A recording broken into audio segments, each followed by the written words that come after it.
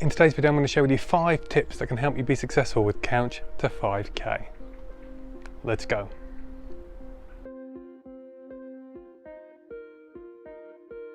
For my first tip, I'm going to recommend that you run with a friend.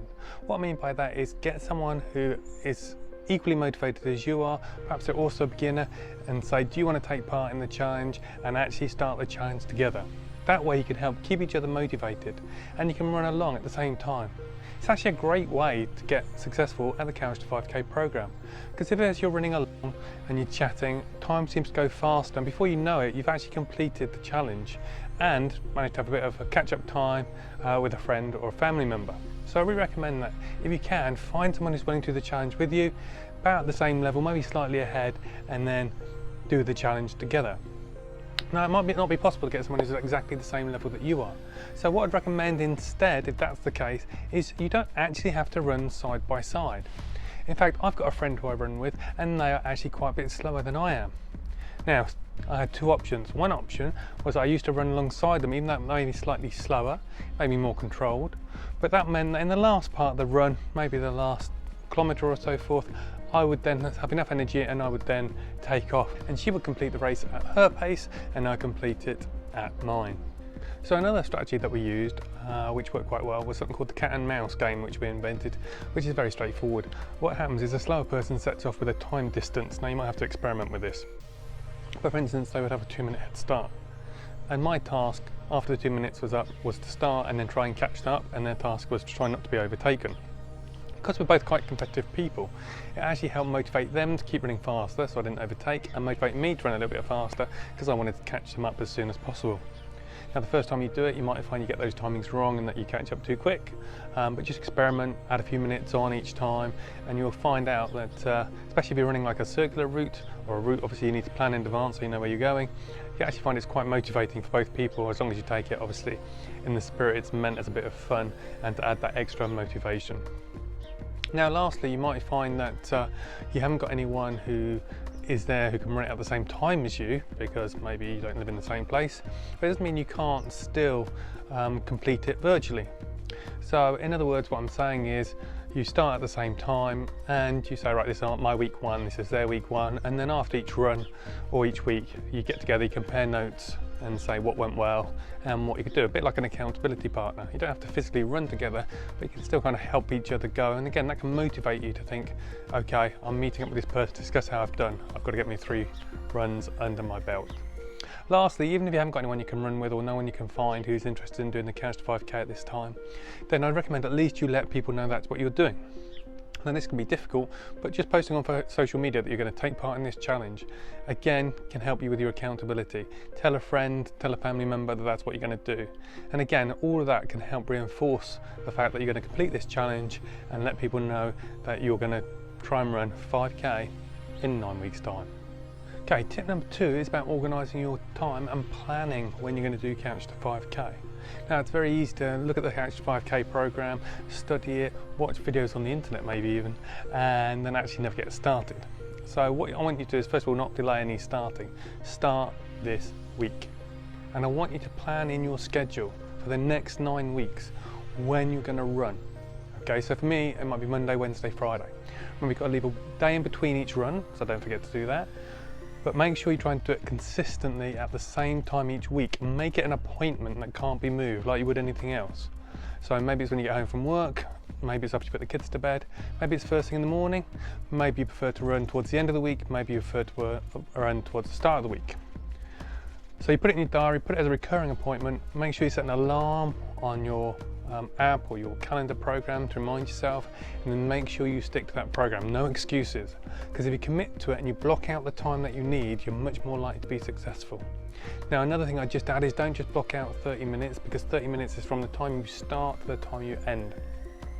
And by the time you add in things like the warm-up and getting to your location and getting changed and coming back, having a snack, having a shower, realistically it's going to take you a minimum of 40 minutes, probably closer to an hour. So that's what I schedule in my diary, an hour every time I'm going to do Couch to 5k. If I finish before that, fine, but more often than not I'm actually going for about an hour by the time I finish, let's say got back, got changed and got myself ready to move on with the rest of my day. So once you've committed to your starting date, which I recommend is like in the next day or two, is commit to the days you're going to do. So you might do Monday, Wednesday, Friday, you might do Monday, Wednesday, Saturday. It's entirely up to you, whatever day fits in with your schedule, but try and block it in the same time every day and every week. Okay, so my third tip is that you make sure that you get yourself ready the day before or the night before with your running gear. So get everything ready, get in the path, get near the front door, and then you can be ready for the next day. And that sounds like a small tip, but it really makes a difference because you're telling yourself you are going to run the next day.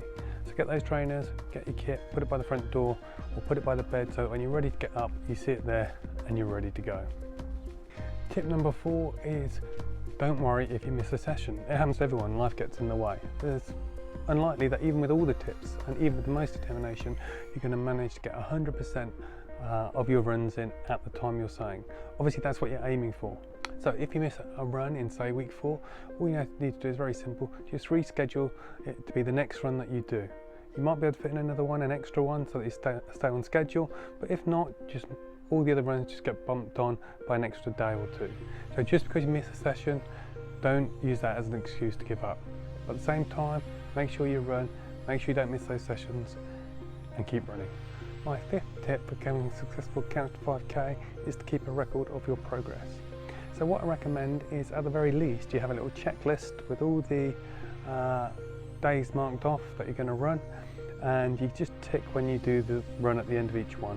You'll soon see that after 2 or 3 weeks you've actually done quite a few runs, 10 or so runs, and that can be really motivating, and you can see how far you've got to go to the end.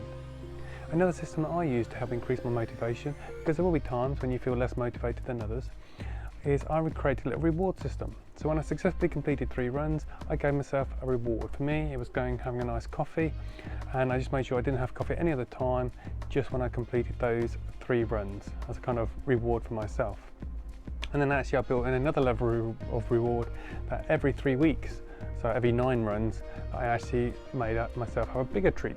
So for instance, I had a new pair of trainers, or I bought myself a little present, so that it just again was a reward. But you've got to be strict with yourself. It's no good just saying, oh, I'm just going to buy those things anyway.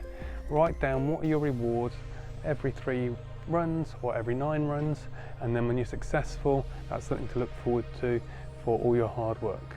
And that's going to hopefully encourage you to complete the entire Couch to 5K. Okay, so to finish off, here's a bonus tip. This is a psychological one, because as I always say, Couch to 5K is as much psychology as it is physical. In other words, your brain often is what's going to prevent you or try and self-sabotage you from completing this challenge. Now, some people get to a point where they think, oh, I'm not enjoying the running, I'm not liking it, or I have to go out and run. So actually telling yourself that you like running, even if maybe at the start it's not so true, it's worth giving it a go and having it and telling yourself that. So just by repeating the phrase, I like running, even if you think to yourself, well, I'm not so convinced about this, if you say it enough times over and over again, it actually does start to be that your body starts to think, oh, actually, I do like running. Because of course you're getting those dopamine hits and the good vibe chemicals, and if you add into that, I like running, and I get to go running, rather than I have to go running, then you'll find that actually it becomes a much more powerful situation, and you actually start to look forward to it. And I know it sounds a bit crazy, but you will get to a point where you actually enjoy running and want to carry on doing the running even after you've successfully completed the Couch to 5K program. So hopefully those tips were useful to you. If you've got any more tips, pop them down in the comments below, and I look forward to seeing you again soon.